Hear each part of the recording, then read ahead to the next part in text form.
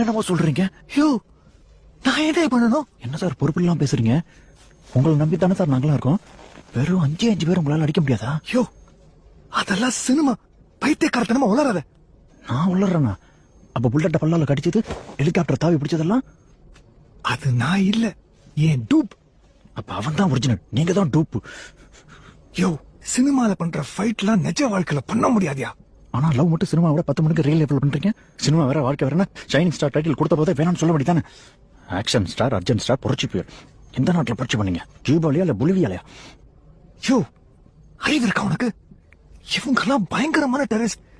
இவங்களை யாரால அடிக்க முடியாது. சரி, அடிக்க வேண்டாம். டேஞ்சர்மேன் படத்துல தீவிரவாதிகளை பேசி திருத்துனீங்களா? அது மாதிரி ஏதாவது பண்ணுங்க. நான் பேசி திருத்தினது நிஜமான டெரரிஸ்ட் இல்ல, ஜூனியர் ஆர்டிஸ்ட். நான் சொன்னா கேட்பாங்க. இவங்கிட்ட நான் போய் ச்சே. அப்ப எதுவுமே பண்ண மாட்டீங்களா? ஐயோ அது